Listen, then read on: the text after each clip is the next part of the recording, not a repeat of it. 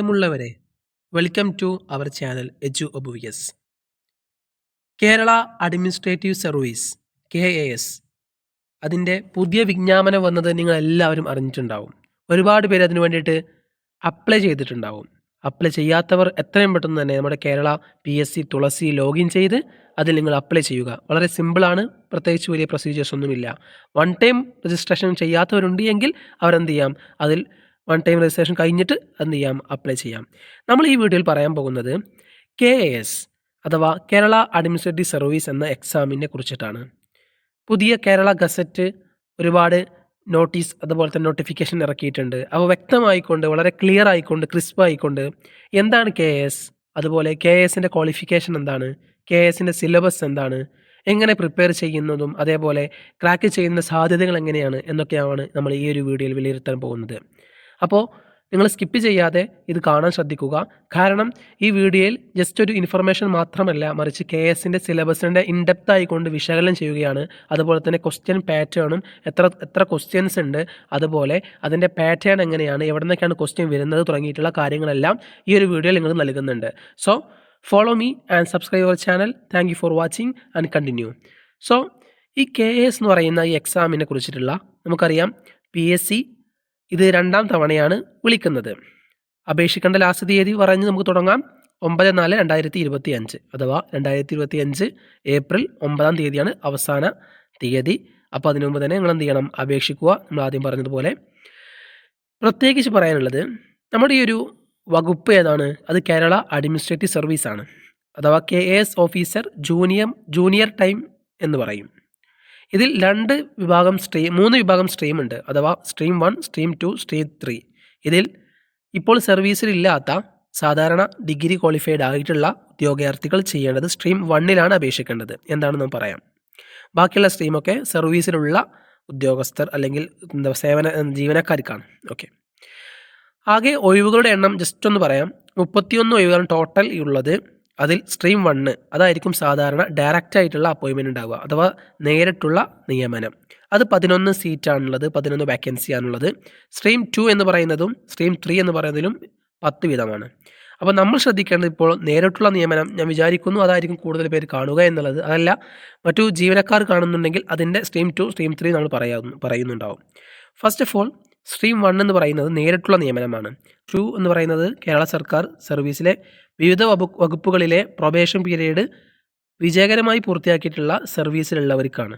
അതുപോലെ തന്നെ കേരള 3 എന്ന് പറയുന്നതും നമ്മുടെ ഗസറ്റഡായിട്ടുള്ള തസ്തികയിലുള്ളവർക്കാണ്. ആദ്യം നമുക്ക് സ്ട്രീം 1നെ കുറിച്ച് പറയാം. അതേപോലെ തന്നെ നമുക്കിതിൻ്റെ സിലബസ് എന്താണ്, കാര്യങ്ങളൊക്കെ എന്ത് ചെയ്യാം, ചർച്ച ചെയ്യാം എന്നാണ് ഞാൻ വിചാരിക്കുന്നത്. ഫസ്റ്റ് ഓഫ് ഓൾ നമ്മുടെ ഈ ഇതിൻ്റെ ഏജ് ലിമിറ്റും കാര്യങ്ങളെല്ലാം നിങ്ങൾ അത്ര ഒരു കോംപ്ലക്സ് ഉള്ള കാര്യങ്ങളല്ല, മറിച്ച് അതിലൊരുപാട് OBC ആയിട്ടുള്ള മൈനോറിറ്റികൾക്കൊക്കെ അതിലൊരു ഏജ് റിലാക്സേഷൻ ഉണ്ട്.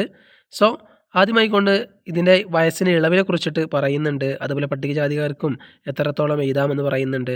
അപ്പോൾ 10 വർഷവും അതുപോലെ 15 വർഷവും ഒക്കെ ഒരുപാട് അങ്ങോട്ട് കിട്ടുന്നുണ്ട്. സോ അഥവാ എക്സ്റ്റൻഷൻ കിട്ടുന്നുണ്ട്. അതിലൊന്നും നിങ്ങൾക്ക് വറിയാവേണ്ട ആവശ്യമില്ല എന്ന് വിചാരിക്കുന്നു. സോ നമുക്ക് എന്ത് ചെയ്യാം, നേരിട്ട് നമ്മൾ ഈ ഒരു KASൻ്റെ ഈ ഒരു നോട്ടിഫിക്കേഷൻ നമുക്കറിയാം, വലിയൊരു നോട്ടിഫിക്കേഷനാണ്. അപ്പോൾ ഇതിൻ്റെ ക്രിസ്പ് ആയിക്കൊണ്ട് കാര്യങ്ങൾ എന്തൊക്കെയാണ് ഇതിലുള്ളത് എന്നാണ് നമ്മൾ ഈ ഒരു വീഡിയോയിൽ പറയാൻ പോകുന്നത്.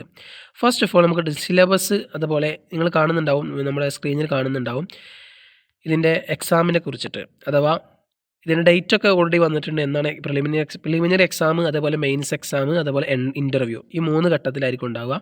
അപ്പോൾ പ്രിലിമിനറി എക്സാമിൻ്റെ ഡേറ്റും അതുപോലെ തന്നെ മെയിൻസിൻ്റെയും ഇൻ്റർവ്യൂവിൻ്റെയും ഒക്കെ ഡേറ്റ് വന്നിട്ടുണ്ട്. സോ അതിന് മുമ്പ് എന്തൊക്കെയാണ് ഇതിൽ ഉണ്ടാവുക എന്ന് പറയാം. പ്രിലിമിനറി അഥവാ പ്രാഥമിക ഘട്ട പരീക്ഷ എന്ന് പറയുന്ന പേപ്പർ 1, അതുപോലെ പേപ്പർ 2, 2 പേപ്പർ ഉണ്ടാവും. അതുപോലെ മെയിൻ എക്സാമിനേഷൻ എന്ന് പറയുന്നതിലും പേപ്പർ 1, പേപ്പർ 2, പേപ്പർ 3 അങ്ങനെ 3 പേപ്പർ ഉണ്ടാവും. പിന്നെ ഇൻ്റർവ്യൂ ഉണ്ടാവും. അപ്പോൾ ഫസ്റ്റ് ഒന്ന് പെരിഫർ ആയിക്കൊണ്ട് ജസ്റ്റ് ഒന്ന് പറയാണ്, പ്രിലിമിനറി എക്സാം എന്ന് പറയുമ്പോൾ പേപ്പർ 1 എന്ന് പറയുന്നത് ജനറൽ സ്റ്റഡീസ് 1 ആണ്. ഇത് ഒബ്ജക്റ്റീവ് ആയിട്ടുള്ള മൾട്ടിപ്പിൾ ക്വസ്റ്റ്യൻ ആയിരിക്കും, അഥവാ നമ്മൾ സാധാരണ എഴുതുന്ന MCQ ആയിട്ടുള്ള മൾട്ടിപ്പിൾ ചോയ്സ് ക്വസ്റ്റ്യൻസ് ഉണ്ടായിരിക്കും. ഇത് 100 മാർക്കിനാണ്, 1.5 മണിക്കൂറായിരിക്കും. ഇത് ഡേറ്റ് പറയുന്നത് 2025 ജൂൺ 14 ഏതൊക്കെയാണ് GS 1 വരിക എന്നുള്ളതൊക്കെ നമ്മൾ കൃത്യമായി കൊണ്ട് പറയുന്നുണ്ട്. ഓക്കെ, അതുപോലെ പ്രിലിമിനറി എക്സാമിന് 2 പേപ്പർ ഉണ്ടാവും, അഥവാ പേപ്പർ 1, പേപ്പർ 2. പേപ്പർ 2വിൽ അതിൽ ജനറൽ സ്റ്റഡീസ് 2, അതുപോലെ പേപ്പർ 2വിൽ പാർട്ട് 2 പാർട്ട് 3 എന്ന് പറയുന്ന ഭാഷ സെലക്ട് ചെയ്യാനുണ്ടാവും. അഥവാ ഇംഗ്ലീഷോ അതുപോലെ തന്നെ നിങ്ങളുടെ ഒരു നിങ്ങളുടെ എന്താ പറയുക പ്രാദേശിക ഭാഷ, റീജിയണൽ ലാംഗ്വേജ് അഥവാ മലയാളം അല്ലെങ്കിൽ തമിഴ്, കന്നഡ എന്നൊക്കെ ഓപ്ഷൻസ് ഉണ്ട്. അപ്പോൾ കേരളീയരാകുമ്പോൾ മലയാളമായിരിക്കും സെലക്ട് ചെയ്യാം. അപ്പോൾ GS2 പേപ്പർ 1 GS2 എന്ന് പറയുന്നത് അതും മൾട്ടിപ്പിൾ ചോയ്സ് ക്വസ്റ്റ്യൻസ് ആയിരിക്കും. അതിൽ നേരത്തെ പറഞ്ഞ പോലെ ജനറൽ സ്റ്റഡീസിൽ 50 മാർക്കിനും അതുപോലെ നിങ്ങൾ സെലക്ട് ചെയ്യുന്ന ഒരു ലാംഗ്വേജിൽ അതിൽ നിന്ന് 30 മാർക്കിനും അതുപോലെ തന്നെ ഇംഗ്ലീഷിൽ നിന്ന് 20 മാർക്കിനും ടോട്ടൽ അവിടെയും 100 മാർക്കിനായിരിക്കും ഉണ്ടായിരിക്കുക. സോ അതും ഡേറ്റ് എന്ന് പറയുന്നത് ജൂൺ 14 ജൂൺ 14. പിന്നെ അത് കഴിഞ്ഞിട്ട് മെയിൻസ് എക്സാം ഉണ്ടാവും. പ്രിലിമിനറി പാസ്സായവർക്ക് മെയിൻ എക്സാം ഉണ്ടാവും. ഈ മെയിൻസിനും പേപ്പർ 1 GS1 എന്ന് പറയുന്ന ഡിസ്ക്രിപ്ഷൻ ആയിരിക്കും ഉണ്ടാവുക, അഥവാ എഴുത്ത് രൂപത്തിലായിരിക്കും. അവിടെ എന്തല്ല MCQ അല്ല. അതും എന്തൊക്കെയാണ് ഇതിൽ വരിക സിലബസ് എന്ന് പറയുന്നുണ്ട്. ഓക്കെ, ജനറൽ സ്റ്റഡീസ് 1 എന്ന് പറയുന്ന നമുക്കറിയാം, അതിലും എന്താണ് 100 മാർക്കിനാണ്, 2 മണിക്കൂറാണ്. അത് ഒക്ടോബർ 17, 2025 അതുപോലെ മെയിൻസിൻ്റെ പേപ്പർ 2 GS2 എന്ന് പറയുന്നത് ഒക്ടോബർ 17 അതിൻ്റെ എക്സാം ഉണ്ടാവുക.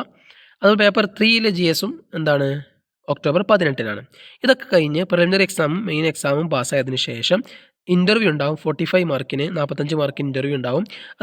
അതിൻ്റെ ഡേറ്റ് ജനുവരി, ഫെബ്രുവരി ആ ഒരു ടൈമിൽ എന്താവും, അതിൻ്റെ ഡേറ്റ് പിന്നീട് പറയുന്നതായിരിക്കും. അപ്പോൾ നമ്മൾ ഡീറ്റെയിൽഡ് ആയിക്കൊണ്ട് എന്തൊക്കെയാണ് ഈ പ്രിലിമിനറി എക്സാമിൻ്റെ സിലബസ് എന്നാണ് ആദ്യമായിട്ട് നമ്മൾ പരിശോധിക്കുന്നത്. ഫസ്റ്റ് ഓഫ് ഓൾ പേപ്പർ 1 എന്ന് പറയുന്ന ഈ പേപ്പറിൽ വരുന്ന സിലബസ് എന്ന് പറയുന്നത് first of all general studies GS എന്ന് പറയും, GS1. ഇതിൽ നമുക്ക് വരുന്ന സിലബസ് പറയുന്നത് ഫസ്റ്റ് ഓഫ് ഓൾ ഹിസ്റ്ററിയാണ്.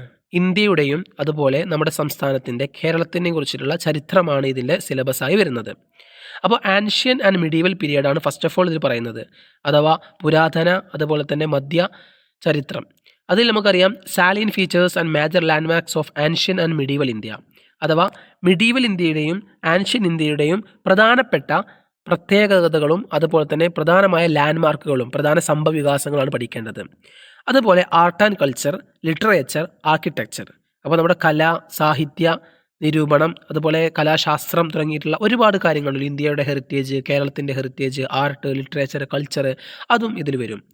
അതുപോലെ തന്നെ major dynasties, their administrative system, social, religious and economic conditions, prominent movements, അഥവാ നമ്മുടെ ഇന്ത്യയുടെയും അതുപോലെ തന്നെ കേരളത്തിൻ്റെയും ഇത് നമ്മൾക്കറിയാം ടോട്ടലായിട്ട് പഠിക്കുകയാണ്. ഇപ്പോൾ ഫസ്റ്റ് ഓഫ് ഓൾ ഇന്ത്യ എടുക്കാം.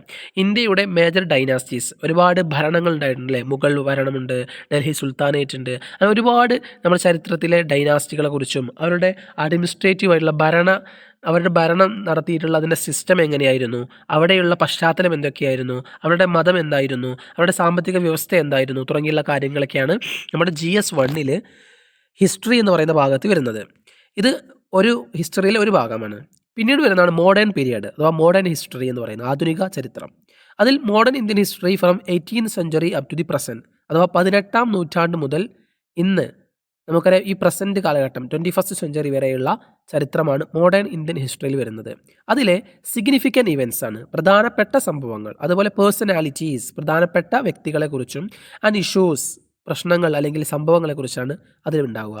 അതുപോലെ ഇന്ത്യയുടെ കുറിച്ച് പറയുമ്പോൾ സ്ട്രഗിൾ ഫോർ ഇൻഡിപെൻഡൻസ്, അപ്പോൾ സ്വാതന്ത്ര്യ സമരത്തെക്കുറിച്ചും, സോഷ്യൽ ആൻഡ് റിലീജിയസ് റിഫോം, സാമൂഹിക അതുപോലെ തന്നെ റിഫോംസുകൾ, ഒരുപാട് റിഫോർമേഷൻസ് ഉണ്ടായിട്ടുണ്ട്. അത് സാമൂഹികപരമായിക്കൊണ്ടും അതുപോലെ മതപരമായിട്ടുള്ള ഒരുപാട് പരിവർത്തനങ്ങളും അതുപോലെ തന്നെ ഒരുപാട് റിഫോർമേഷൻ ആയിട്ടുള്ള ആക്ടിവിറ്റീസുകളൊക്കെ നമ്മുടെ ഇന്ത്യയിലും അതുപോലെ തന്നെ കേരളത്തിലും നടന്നിട്ടുണ്ട്. അതൊക്കെയാണ് കൂടുതലായിട്ട് പിന്നെ പഠിക്കാനുള്ളത്. അപ്പോൾ ഒരുപാട് റിഫോം മൂവ്മെൻറ്റ്സ് ആണ് 19ാം നൂറ്റാണ്ടിലെയും 20ാം നൂറ്റാണ്ടിൽ നടന്ന ഒരുപാട് റിഫോംസുകളാണ് പിന്നെ പഠിക്കാനുള്ളത്. അതുപോലെ ഇന്ത്യ ആഫ്റ്റർ ഇൻഡിപെൻഡൻസ്, അതിനുശേഷം ഇന്ത്യക്ക് സ്വാതന്ത്ര്യം കിട്ടിയതിന് ശേഷമുള്ള ചരിത്രവും പഠിക്കണം. അതുപോലെ പോസ്റ്റ് ഇൻഡിപെൻഡൻറ്റ്, ഇന്ത്യക്ക് സ്വാതന്ത്ര്യം കിട്ടിയ സമയത്തും അതിന് ശേഷവും, അതുപോലെ consultation and reorganisation, independent India and her neighbours, പിന്നീട് ഇന്നത്തെ സ്വാതന്ത്ര്യം കിട്ടിയിട്ടുള്ള ഇൻഡിപെൻഡൻറ്റ് ഇന്ത്യയെക്കുറിച്ചും നമ്മുടെ ഇന്ത്യയുടെ നെയ്ബേഴ്സ് അഥവാ ഇന്ത്യയുടെ നെയ്ബേഴ്സ് ആരൊക്കെ നമുക്കറിയാം, ചൈന, പാകിസ്ഥാൻ അല്ലേ തുടങ്ങിയിട്ടുള്ള നമ്മുടെ അയൽവാസികളായിട്ടുള്ള അയൽ രാജ്യങ്ങളെക്കുറിച്ചുമാണ് പഠിക്കാനുള്ളത്. ഇതാണ് ഇന്ത്യയെക്കുറിച്ച് പറയാനുള്ളത്, ആൻഷ്യൻ, മിഡീവൽ, മോഡേൺ. അതുപോലെ കേരള ഹിസ്റ്ററി അഥവാ കേരളത്തിൻ്റെ ചരിത്രം പഠിക്കാനുണ്ട്. അതും 18ാം നൂറ്റാണ്ട് മുതൽ തന്നെയാണ്. അവിടെ എന്തൊക്കെ വരും, പ്രീ ഇൻഡിപെൻഡൻസ് അഥവാ നമ്മുടെ ഇന്ത്യക്ക് സ്വാതന്ത്ര്യം കിട്ടുന്നതിന് മുമ്പ് നമ്മുടെ കേരളത്തിലെ അവസ്ഥ, അതുപോലെ സോഷ്യോ പൊളിറ്റിക്കൽ മൂവ്മെൻറ്റ്സ്, സാമൂഹിക രാഷ്ട്രീയ സംഭവവികാസങ്ങൾ, ഫോർമേഷൻ ഓഫ് കേരള സ്റ്റേറ്റ്, അതുപോലെ കേരള സംസ്ഥാനത്തിൻ്റെ രൂപീകരണം, പൊളിറ്റിക്കൽ പാർട്ടീസ്, അതുപോലെ തന്നെ രാഷ്ട്രീയ പാർട്ടികൾ, movements, governments, landmark legislation and policies. പിന്നീട് history of the world from 18th century, 18ാം നൂറ്റാണ്ട് മുതൽ നമ്മുടെ ലോകത്തിൻ്റെ ചരിത്രത്തെക്കുറിച്ച് പഠിക്കണം. അതിൽ ഇൻഡസ്ട്രിയൽ റെവല്യൂഷൻ അഥവാ വ്യാവസായിക വിപ്ലവത്തെക്കുറിച്ചും വേൾഡ് വാർ, ഒന്നാം ലോകമഹായുദ്ധം, രണ്ടാം ലോകമഹായുദ്ധം തുടങ്ങിയിട്ടുള്ള അതിനെക്കുറിച്ചും പഠിക്കണം. അതുപോലെ retrieval of national boundaries, colonisation, decolonisation, globalisation, communism, capitalism, socialism തുടങ്ങിയിട്ടുള്ള ഒരുപാട് ഇസങ്ങൾ ആ 18ാം നൂറ്റാണ്ടിൽ നമ്മുടെ ലോകത്തിൻ്റെ നാനാഭാഗങ്ങൾ ഉണ്ടായിട്ടുണ്ട്. അപ്പോൾ അതിനെക്കുറിച്ച് നിങ്ങൾ എന്ത് ചെയ്യണം, പഠിക്കേണ്ടതുണ്ട്. അതുപോലെ കൾച്ചർ ഹെറിറ്റേജ് ഓഫ് കേരള, കേരളത്തിൻ്റെ സാംസ്കാരിക ചരിത്രത്തെക്കുറിച്ചാണ് കൃത്യമായിക്കൊണ്ട് നമ്മളിതിൽ ഊന്നി പറയുന്നത്. അഥവാ cultural heritage of Kerala, art forms, literature, sculptures, architecture, salient features of the society. അഥവാ കേരള സാമൂഹിക പശ്ചാത്തലത്തെക്കുറിച്ചാണ് ഇതിൽ പ്രത്യേകമായി കൊണ്ട് ഫോക്കസ് ചെയ്യുന്നത്. അഥവാ Kerala tribal culture, pilgrimage, tourist place, folk culture, cinema, theatre തുടങ്ങിയിട്ടുള്ള സാംസ്കാരികമായിട്ടുള്ള എല്ലാവിധ പ്രധാനപ്പെട്ട സംഭവങ്ങളും. അതുപോലെ തന്നെ history and evolution of Malayalam language and literature. അതുപോലെ ഇതിൽ വരുന്ന മറ്റൊന്ന് പ്രത്യേകമായി കൊണ്ട് ആഡിങ്സ് പഠിക്കേണ്ടത് മലയാളം ലിറ്ററേച്ചർ തന്നെയാണ്. അതുപോലെ ഇന്ത്യൻ കോൺസ്റ്റിറ്റ്യൂഷൻ, ഇത് നമ്മുടെ ഈ ഒരു GS 1 വരുന്നതാണ്. Indian constitution, public administration, political system, governance, social justice, international relations. ഇതൊന്നും കൂടിയും ഒരു സിസ്റ്റമാറ്റിക് ആയിട്ട് പഠിക്കേണ്ട ഒരു ഭാഗമാണ്. കാരണം ഇതിൽ ഇന്ത്യയുടെ ഭരണഘടനയെക്കുറിച്ചിട്ടും അതുപോലെ പബ്ലിക് അഡ്മിനിസ്ട്രേഷൻ നമ്മുടെ ഇന്ത്യയുടെ പൊളിറ്റിയാണ്. അപ്പോൾ ഈ പൊളിറ്റി എങ്ങനെയൊക്കെയാണ് കാര്യനിർവഹണം ചെയ്യുന്നതിനെക്കുറിച്ചിട്ടും, പൊളിറ്റിക്കൽ സിസ്റ്റം എന്തൊക്കെ രാഷ്ട്രീയമായിട്ടുള്ള സിസ്റ്റംസുകളുണ്ട്, ഗവേണൻസ്, സോഷ്യൽ ജസ്റ്റിസ്, സാമൂഹിക നീതി, ഇൻ്റർനാഷണൽ റിലേഷൻസ്.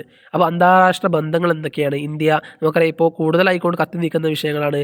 നമുക്കറിയാം ട്രംപ് അമേരിക്കയിൽ പ്രസിഡൻ്റ് ആകുന്ന സമയത്ത് ഇന്ത്യയുടെയും അമേരിക്കയുടെയും മറ്റുള്ള ഒരുപാട് യുക്രൈനും റഷ്യയും തുടങ്ങിയ ഒരുപാട് രാജ്യങ്ങൾ തമ്മിലുള്ള ബന്ധങ്ങൾ. അപ്പോൾ അതിലൊക്കെ ഇന്ത്യയുടെ പ്രസക്തി എന്തൊക്കെയാണ്, അതൊക്കെ ഇതിൽ പഠിക്കാനുണ്ട്.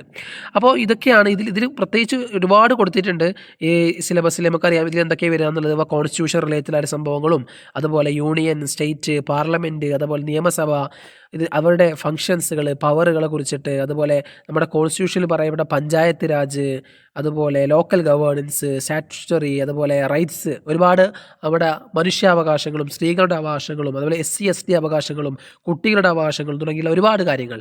അതുപോലെ ഇന്ത്യസ് ഫോറിൻ പോളിസി, ഇത് വളരെ ഇമ്പോർട്ടൻ്റ് ആണ്, ഇന്ത്യയുടെ ഫോറിൻ പോളിസി എന്ന് പറയുന്നത്. അതുപോലെ ഇൻ്റർനാഷണൽ ഓർഗനൈസേഷൻ, നമുക്കറിയാം യുണൈറ്റഡ് നേഷൻസ് ഓർഗനൈസേഷൻ, UNO തുടങ്ങിയ ഒരുപാട് അന്താരാഷ്ട്ര സംഘടനകളുണ്ട്. അവയെക്കുറിച്ചിട്ടും അവരുടെ സ്ട്രക്ചർ എങ്ങനെയാണ്, അവരുടെ പവർ എന്താണ്, അവരുടെ മാൻഡേറ്റ് എന്താണ്, അവർ എന്തിനാണ് രൂപീകരിച്ചത്, അവരുടെ പവർ എന്താണ്, അവരെന്തുകൊണ്ടാണ് രൂപീകരിച്ചത്, അവരെന്തൊക്കെയാണ് ഇവ ചെയ്തുകൊണ്ടിരിക്കുന്നത്. അതുപോലെ ഇന്ത്യയിലെ ജുഡീഷ്യറിയെക്കുറിച്ച് നമുക്കറിയാം, ഇന്ത്യയുടെ കോടതികളെക്കുറിച്ച്, സുപ്രീം കോർട്ട്, ഹൈക്കോർട്ട്. അപ്പോൾ ഇതൊക്കെയാണ് പ്രത്യേകമായി കൊണ്ട് പഠിക്കാനുള്ളത്. നമ്മുടെ മൗലിക അവകാശങ്ങൾ, ഫണ്ടമെൻ്റൽ ഡ്യൂട്ടീസ്, നമ്മുടെ മൗലിക ദൗത്യങ്ങൾ, അതുപോലെ directive principles of state policy തുടങ്ങിയിട്ടുള്ള പൊളിറ്റിയുമായി ബന്ധപ്പെട്ട കാര്യങ്ങളും പഠിക്കാനുണ്ട്. ഇതിന് പുറമെ പ്രത്യേകം ശ്രദ്ധിക്കണം reasoning, mental ability and simple arithmetic. ഈ ഒരു പാർട്ട് വരുന്നുണ്ട്. ഇതിൽ നിങ്ങൾക്ക് നിങ്ങളുടെ ലോജിക്കൽ റീസണിങ് ചെക്ക് ചെയ്യാനുള്ള ക്വസ്റ്റ്യൻസ് ആയിരിക്കും ഉണ്ടാവുക. അതുപോലെ അനാലിറ്റിക്കൽ എബിലിറ്റിയും, നമ്പർ സീരീസും, കോഡിങ്, ഡീകോഡിങ് തുടങ്ങിയിട്ടുള്ള ഫുൾ മാത്സ് എന്ന് പറയാൻ പറ്റില്ല, ലോജിക്കൽ റീസണിങ് എന്ന് പറയാം. അതായത് ക്ലോക്കുമായി ബന്ധപ്പെട്ടത്, അതുപോലെ എന്നാൽ മാത്സിനും കുറച്ച് കാര്യങ്ങളുണ്ടാവും. അപ്പോൾ കലണ്ടറുമായി ബന്ധപ്പെട്ടത്, ഏജുമായി ബന്ധപ്പെട്ടത്, സിമ്പിളായിട്ടുള്ള arithmetic equations, when diagram, problems ഒക്കെ ആയിരിക്കും ഉണ്ടാവുക. ഇതിനോട് കൂടെ തന്നെ ജിയോഗ്രഫി നിങ്ങൾ പഠിക്കാനുണ്ട്, അഥവാ ജനറൽ ജിയോഗ്രഫി. ഈ ജനറൽ ജിയോഗ്രഫി എന്ന് പറയുമ്പോൾ അതിൽ സോളാർ സിസ്റ്റം വരും, അതുപോലെ നമ്മുടെ എർത്ത്, ഭൂമിയെക്കുറിച്ച് പഠിക്കാനുണ്ടാവും, നമ്മുടെ സീസണുകൾ, നമ്മുടെ എന്താ പറയുക കാലങ്ങൾ മാറി വരുന്ന സമയം അല്ലേ, മൺസൂൺ, സമ്മർ, വിൻ്റർ, അതിനെക്കുറിച്ച് പഠിക്കാനുണ്ട്. നമ്മുടെ ഭൂമിയിലുണ്ടായിട്ട് ഒരുപാട് ലാൻഡ് ഫോംസുകളുണ്ട് അല്ലേ, നിങ്ങൾക്കറിയാം വോൾക്കാനോ, ഫ്ലഡ്, അതുപോലെ എർത്ത് ക്വേക്ക് തുടങ്ങിയിട്ടുള്ള നമ്മുടെ geography, earth, study of earth, നമ്മുടെ ഭൂമിയെക്കുറിച്ചുള്ള പഠനം ഉണ്ടാവും. അതുപോലെ ഓഷ്യൻസ്, നമ്മുടെ സമുദ്രത്തെക്കുറിച്ച്, ഹൈഡ്രോളജിക്കലായിട്ടുള്ള, മെറൈനായിട്ടുള്ള, കോണ്ടിനെൻ്റലുള്ള കാര്യങ്ങൾ, ഇതൊക്കെയാണ് ഉണ്ടാവുക. അഥവാ physical, social, economic geography of the world, India and Kerala. അപ്പോൾ ഇന്ത്യയെക്കുറിച്ചും അതിനോട് കൂടെ തന്നെ കേരളത്തിൻ്റെയും പ്രധാനപ്പെട്ട ഭൂമിശാസ്ത്രവുമായി ബന്ധപ്പെട്ട കാര്യങ്ങളും പഠിക്കാനുണ്ടാവും. നേരത്തെ പറഞ്ഞ പോലെ earth quake, tsunami, volcano, cyclone, flood, land slide ഒക്കെ. ഇതൊക്കെയാണെന്ത് പാർട്ട് 1 എന്ന് പറയുന്നത്. അപ്പോൾ നമ്മളിപ്പോൾ GS 1 കുറിച്ച് നമ്മൾ എന്ത് ചെയ്തു, പ്രതിപാദിച്ചു. Preliminary എക്സാമാണ് പ്രിലിംസിൻ്റെ GS 1. എന്നാൽ പ്രിലിംസിൻ്റെ GS 2 എന്ന് പറയുന്ന പേപ്പറിൽ, GS 2 എന്ന് പറയുന്ന പേപ്പറിൽ എന്തൊക്കെ വരും, അതിൽ ഇക്കണോമിക്സ് ആണ് ആദ്യമായിട്ട് വരുന്നത്. എക്കണോമിക്സ് അഥവാ ഇന്ത്യൻ എക്കണോമിയാണ്. നമുക്കറിയാം, നമുക്ക് സ്വാതന്ത്ര്യം കിട്ടിയതിന് ശേഷം നമ്മുടെ ഇന്ത്യയുടെ എക്കണോമിയിൽ വന്ന മാറ്റങ്ങളുണ്ട്. അതുപോലെ തന്നെ നീതി ആയോഗ്, മുമ്പത്തെ പ്ലാനിംഗ് കമ്മീഷനായിട്ടുള്ള ഇന്നത്തെ നീതി ആയോഗിനെ കുറിച്ചിട്ട്, നമ്മുടെ national income, per capita income, അതുപോലെ നമ്മുടെ എംപ്ലോയ്മെൻറ്റ്, നമ്മുടെ ഒരുപാട് primary sector, secondary sector, tertiary sector, അതുപോലെ നമ്മുടെ ഡിഫറെൻറ്റ് 5 ഇയർ പ്ലാൻസ് ഉണ്ട് അല്ലേ, നമ്മുടെ പഞ്ചവത്സര പദ്ധതികളെ കുറിച്ച്, അതൊക്കെയാണ് പ്രത്യേകിച്ച് പഠിക്കാനുള്ളത്. അതുപോലെ അഗ്രികൾച്ചർ സെക്ടറും പഠിക്കാനുണ്ട്, അഥവാ നമ്മുടെ ഇന്ത്യയിൽ വന്ന ഭൂപരിഷ്കാര നിയമങ്ങളെക്കുറിച്ച്, ലാൻഡ് റിഫോംസുകൾ, അതുപോലെ ടെക്നോളജിക്കൽ ചേഞ്ച് ഇൻ അഗ്രികൾച്ചർ. നമ്മുടെ അഗ്രികൾച്ചറിൽ നമുക്കറിയാം ഒരുപാട് മാറ്റങ്ങൾ വന്നിട്ടുണ്ട്. നമ്മുടെ ട്രഡീഷണൽ അഗ്രികൾച്ചർ നിന്ന് മാറി ഒരുപാട് നൂതന സാങ്കേതിക വിദ്യകൾ നമ്മൾ ഉൾപ്പെടുത്തുന്നുണ്ട്. അതുപോലെ മേജർ ക്രോപ്സ്, പ്രധാനപ്പെട്ട വിളകൾ, അതുപോലെ ക്രോപ്പിംഗ് പാറ്റേൺ. നമുക്കറിയാം ഇന്ത്യയിലെ ഒരുപാട് പ്രധാനപ്പെട്ട പാറ്റേൺ ഉണ്ട് അല്ലേ, നമ്മുടെ കർഷകർ കൃഷി ചെയ്യുന്ന ഒരുപാട് പാറ്റേൺസ് ഉണ്ട്. നമുക്കറിയാം ഇതിലെന്താ പറയാം, ഇത് വരും, സെയ്ദ് വരും, അതുപോലെ ഖാരിഫ് വരും, സെയ്ദ് വരും, അപ്പോൾ തുടങ്ങിയിട്ടുള്ള റാബിസ് വരും. ഒരുപാട് പ്രധാനപ്പെട്ട ക്രോപ്പിംഗ് പാറ്റേണുകൾ, ഇറിഗേഷന്, ജലസേചനം, pricing of agricultural input output, അപ്പോൾ കൃഷിയുമായി ബന്ധപ്പെട്ടിട്ടുള്ള പ്രധാനപ്പെട്ട സിലബസിൽ അടങ്ങിയിട്ടുള്ള കാര്യങ്ങൾ വരും. മൂന്നാമതായി വരുന്ന ഇൻഡസ്ട്രിയൽ പോളിസികളാണ്. നമ്മുടെ പബ്ലിക് സെക്ടറുമായി ബന്ധപ്പെട്ട ഒരുപാട് പോളിസികളുണ്ട് അല്ലേ, വ്യാവസായിക പോളിസികളുണ്ട്. അതും growth and pattern of industrialisation, small scale sector, അതുപോലെ productive industrial zone, SEZ, industrialisation. അപ്പോൾ വ്യാവസായികവൽക്കരണവുമായി ബന്ധപ്പെട്ടുള്ള ഒരുപാട് ക്വസ്റ്റ്യൻസ് ഉണ്ടാവും. അതുപോലെ നമ്മൾ പുതിയ മോഡേൺ ആയിട്ടുള്ള ഇ കൊമേഴ്സ് തുടങ്ങിയിട്ടുള്ള കാര്യങ്ങളും വരും. അതുപോലെ ഇൻഫ്രാസ്ട്രക്ചർ ഇന്ത്യൻ എക്കണോമി, ഇന്ത്യൻ സാമ്പത്തിക വ്യവസ്ഥയിലെ ഇൻഫ്രാസ്ട്രക്ചറെ കുറിച്ചിട്ട് വളരെ പ്രധാനപ്പെട്ടതാണ്. അഥവാ അവിടെ നമുക്കറിയാം വാട്ടർ സപ്ലൈ, സാനിറ്റേഷന്, energy, power, science and technology, rural and urban infrastructure, port, റോഡുകൾ, എയർപോർട്ടുകൾ, railway, telecommunication, dam, water way തുടങ്ങിയിട്ടുള്ള നമ്മുടെ ഇന്ത്യയിലെ ഇൻഫ്രാസ്ട്രക്ചറെ കുറിച്ചിട്ടുള്ള ചോദ്യങ്ങളായിരിക്കും ഉണ്ടാവുക. അതുപോലെ trends and patterns in structure of population over time, അഥവാ growth rate, gender, rural urban migration, literacy, regional sector, tense of poverty, inequality തുടങ്ങിയുള്ള കാര്യങ്ങളും അതിൽ പ്രതിപാദിക്കുന്നുണ്ട്. അതുപോലെ തന്നെ തൊഴിലില്ലായ്മയെ കുറിച്ചിട്ട്, അഥവാ അൺഎംപ്ലോയ്മെൻറ്റിനെ കുറിച്ച്, അതിന് ട്രെൻഡ് എന്തൊക്കെയാണ്, സ്ട്രക്ചർ എന്തൊക്കെയാണ്, അതാണ് പ്രധാനമായിട്ട് പിന്നെ നോക്കാനുള്ളത്. അതുപോലെ ഇന്ത്യൻ പബ്ലിക് ഫിനാൻസ്, അഥവാ ബജറ്റ്, നിങ്ങൾക്കറിയാം ബജറ്റ്, അതുപോലെ ഇന്ത്യൻ ടാക്സുകൾ, അതുപോലെ പബ്ലിക് എക്സ്പെൻഡിച്ചർ, പബ്ലിക് ഡെപ്റ്റ്, ഇന്ത്യൻ എക്കണോമിയിലെ പ്രധാനപ്പെട്ട ഈ പറയപ്പെട്ട ഭാഗങ്ങൾ പഠിക്കാനുണ്ട്. ബാങ്കിങ്, നോൺ ബാങ്കിങ് തുടങ്ങിയുള്ള കാര്യങ്ങൾ. അപ്പോൾ ഇതൊക്കെ എക്കണോമിയുമായി ബന്ധപ്പെട്ട പ്രധാനപ്പെട്ട കാര്യങ്ങളാണ്. അതുപോലെ ഇപ്പോഴത്തെ ട്രെൻഡ് മനസ്സിലാക്കണം. ഇതിനൊക്കെ പുറമെ കേരളത്തിൻ്റെ എക്കണോമി എങ്ങനെയാണ്, അതിനൊരു ഓവർവ്യൂ വേണം. അഥവാ കേരളത്തിൽ എത്ര പോപ്പുലേഷൻ ഉണ്ട്, കേരളത്തിൻ്റെ പ്രധാനപ്പെട്ട കൃഷി എന്താണ്, ഇൻഡസ്ട്രി എന്താണ്, അതുപോലെ നമ്മുടെ സെക്ടർ ഏതാണ്, പ്രൈമറി ആണോ, സെക്കൻഡറി ആണോ, ടേഴ്സറി ആണോ, കൂടുതലായിട്ട് ഒരുപാട് ഇൻകം ജനറേറ്റ് ചെയ്യുന്നത്, ഒരുപാട് ലാഭത്തിലുള്ള കാര്യങ്ങൾ ഏതൊക്കെയാണ്, നഷ്ടത്തിലുള്ള കാര്യങ്ങൾ എന്തൊക്കെയാണ്, നമ്മുടെ IT സെക്ടർ എന്താണ്, പ്രവാസി, ഇത് വളരെ ഇമ്പോർട്ടൻ്റ് ആണ്. നമുക്കറിയാം കേരളത്തിൻ്റെ നമ്മുടെ ഒരു ഇൻകത്തിൻ്റെ ഏറ്റവും വലിയ സോഴ്സ് എന്ന് പറയുന്നത് നമ്മുടെ പ്രവാസി തന്നെയാണ് അല്ലേ. അതുപോലെ കേരള മോഡൽ ഓഫ് ഡെവലപ്മെൻറ്റ്, ഇത് വളരെ പ്രധാനപ്പെട്ടതാണ്. ലാൻഡ് റിഫോംസുകൾ, നമ്മുടെ ഭൂപരിഷ്കരണങ്ങൾ, അതൊക്കെ കേരളത്തിലെ ഭൂപരിഷ്കരണമാണ് ഇന്ത്യയിൽ തന്നെ ഏറ്റവും ഹൈലൈറ്റ് ആയിക്കൊണ്ട് സക്സസ്ഫുൾ ആയിക്കൊണ്ട് നടത്തിയത്. നമുക്കറിയാം കമ്പാരറ്റീവ് എല്ലാ സ്റ്റേറ്റും സംസ്ഥാനം നോക്കുമ്പോൾ. അപ്പോൾ സോഷ്യൽ സെക്യൂരിറ്റി, അതുപോലെ തന്നെ നമുക്കറിയാം കേരളത്തിൻ്റെ ടൂറിസം, ഹൗസിംഗ്, അതുപോലെ വുമൺ എംപവർമെൻറ്റ്, നമുക്കറിയാം കുടുംബശ്രീയെ കുറിച്ചിട്ടൊക്കെ വളരെ പ്രധാനപ്പെട്ട് പഠിക്കാനുണ്ട്. അതുപോലെ കേരളത്തിൻ്റെ role and function of Kerala planning board, achievements of Kerala in health education sector. നമുക്കറിയാം കേരളം എന്ന് പറയുന്നത് ഹെൽത്തിൽ വളരെ ഫേമസ്. നമുക്കറിയാം കോവിഡ് സമയത്ത് കേരളത്തിൻ്റെ അത്രത്തോളം യശസ് വാനോളം ഉയർത്തിയ ഒരുപാട് സംഭവങ്ങൾ ഉണ്ടായിട്ടുണ്ട് അല്ലേ. അപ്പോൾ അതുപോലെ തന്നെ സയൻസ് ആൻഡ് ടെക്നോളജിയാണ് അടുത്ത പ്രധാനപ്പെട്ട ഒരു ഭാഗം. ഇത് നമുക്കറിയാം ശാസ്ത്ര സാങ്കേതിക വിദ്യയെക്കുറിച്ചിട്ടാണ്. ഇന്നത്തെ കാലത്ത് നമുക്കറിയാം ആർട്ടിഫിഷ്യൽ ഇൻ്റലിജൻസ് ഒക്കെ സ്വാഭാവികമായിക്കൊണ്ടും ഇതിൽ വരും. അപ്പോൾ സയൻസ് ആൻഡ് ടെക്നോളജിയുടെ ബേസിക് മുതൽ, അതുപോലെ ഈ സയൻസ് ആൻഡ് ടെക്നോളജി, സയൻസുമായി ബന്ധപ്പെട്ട സയൻറ്റിഫിക് ആയിട്ടുള്ള ഒരുപാട് കണ്ടെത്തലുകൾ, അതുപോലെ ICTകൾ, അതുപോലെ നമുക്കറിയാം സൈബർ ക്രൈമുകൾ, അതുപോലെ റോബോട്ട്സുകൾ, ആർട്ടിഫിഷ്യൽ ഇൻ്റലിജൻസുകൾ, നമ്മുടെ ISROയെ കുറിച്ച് പഠിക്കാം, ISROയെ കുറിച്ച് പഠിക്കാം. അതുപോലെ ടെക്നോളജി, സ്പേസ് ആൻഡ് ഡിഫൻസ്, നമ്മുടെ ഒരുപാട് ബഹിരാകാശ ഒരുപാട് സാറ്റലൈറ്റുകൾ വിക്ഷേപിക്കുന്നുണ്ട്. അപ്പോൾ അതിനെക്കുറിച്ചിട്ടും പ്രധാനപ്പെട്ട പോയി പഠിക്കേണ്ട ഒരു ഭാഗമാണിതുള്ളത്. അതിന് പുറമെ എൻവിറോൺമെൻറ്റൽ സയൻസ് പറയുന്ന ഒരു ഭാഗം കൂടിയുണ്ട്. ഇതെന്താ ചോദിച്ചാൽ നമ്മുടെ എൻവിറോൺമെൻറ്റ്, നമ്മുടെ പരിസ്ഥിതിയെക്കുറിച്ചിട്ട് അവിടെ നടക്കുന്ന ഇഷ്യൂസ് എന്തൊക്കെയാണ്, അവിടെ നാഷണൽ ഇൻ്റർനാഷണൽ ലെവലായിട്ടുള്ള ഇമ്പോർട്ടൻസ് എന്തൊക്കെയാണ്, അതാണ് പറയാനുള്ളത്. അതുപോലെ ബയോഡൈവേഴ്സിറ്റി, നമുക്കറിയാം ക്ലൈമറ്റ് ചേഞ്ച്, അതുപോലെ വെസ്റ്റേൺ ഘട്ട്, അതുപോലെ ഹിമാലയം തുടങ്ങിയ ഒരുപാട് കാര്യങ്ങൾ അല്ലേ. അതുപോലെ പൊല്യൂഷൻസുകൾ, നമുക്കറിയാം ഗ്ലോബൽ വാർമിങ് അല്ലെ, ആഗോള താപനം, കാർബൺ എമിഷനുകൾ. അപ്പോൾ ഇങ്ങനെയൊക്കെ പറയപ്പെട്ട ടെക്നോളജികളും നാനോ ടെക്നോളജി എന്നുള്ള സയൻസ് ആൻഡ് ടെക് എന്ന് പറയുന്ന ഭാഗം ഇതിൽ വരും. ഇതിനൊക്കെ പുറമെ കറണ്ട് ഇവൻറ്റ്സ്, അവ കറണ്ട് അഫയേഴ്സ് പ്രധാനമായും നോക്കേണ്ടതുണ്ട്. ഇത് importance of Kerala, importance of India, ഇത് രണ്ടും ഇതിലെന്ത് ചെയ്യും വരുന്നതായിരിക്കും. അപ്പോൾ ഇത്രയും നമ്മൾ പറഞ്ഞ ഭാഗം ഇതിന് കൂടെ വരുന്ന മറ്റൊന്നാണ് ലാംഗ്വേജ് പ്രൊഫിഷ്യൻസി, അഥവാ ഇംഗ്ലീഷ്. നമ്മൾ ഇംഗ്ലീഷ് ലാംഗ്വേജിൻ്റെ സ്കില്ല് പ്രൊഫിഷ്യൻസി അളക്കുന്ന ഒരു ഭാഗം. ഇതിൽ പ്രധാനമായും കൊണ്ട് ഞാൻ കൂടുതൽ പറയുന്നില്ല, കാരണം നിങ്ങൾക്കറിയാം ഇംഗ്ലീഷിൻ്റെ ഗ്രാമർ, ടെൻസ്, സിനോണിംസ്, അഡ്വർബ് തുടങ്ങിയുള്ള ഈ ഇംഗ്ലീഷുമായി ബന്ധപ്പെട്ട കോമ്പറ്റീറ്റീവ് എക്സാമിൽ ചോദിക്കുന്ന ഭാഗങ്ങളൊക്കെ ഇതിലുണ്ട്. അതുപോലെ മറ്റൊന്നാണ് നിങ്ങൾ സെലക്ട് ചെയ്യുന്ന ഭാഷയിലെ ഏതെങ്കിലും ഒന്ന്, ഇപ്പോൾ മലയാളമോ കന്നഡയോ തമിഴോ എന്ന് നേരത്തെ പറഞ്ഞല്ലോ. അപ്പോൾ മലയാളമാകുമ്പോൾ മലയാളത്തിൻ്റെ എന്താ പറയുക, അതിൻ്റെ ഗ്രാമർ ഉണ്ടാവും, മലയാളവുമായി ബന്ധപ്പെട്ട ഔദ്യോഗിക ഭാഷ പദപരിചയം ഉണ്ടാവും, പരിഭാഷയുണ്ടാവും അല്ലേ. അതുമായി ബന്ധപ്പെട്ട ഒരുപാട് നമുക്കറിയാം PSCയിൽ ചോദിക്കുന്ന ചോദ്യങ്ങൾ അതിൽ നിന്ന് വരാം.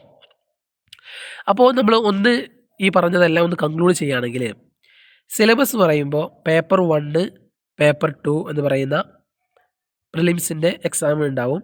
അപ്പോൾ അതിലെന്ത് ചെയ്തു, നമ്മൾ ഏതൊക്കെയാണെന്ന് പറഞ്ഞു അല്ലേ, പ്രധാനം പറഞ്ഞു. ഇനി മെയിൻ എക്സാം ഉണ്ടാവും, അഥവാ പ്രിലിംസ് പാസ്സായതിനു ശേഷം മെയിൻസ് എക്സാം ഉണ്ടാവും. അതിൽ ഇതുപോലെ 3 പേപ്പറാണ് ഉണ്ടാവുക. 2 മണിക്കൂറിൻ്റെ 3 പേപ്പറാണ് ഉണ്ടാവുക 100 മാർക്കിന്. അപ്പോൾ ഇതിലും പേപ്പർ 1, പേപ്പർ 2, പേപ്പർ 3 എന്ന് പറയുന്നുണ്ട്.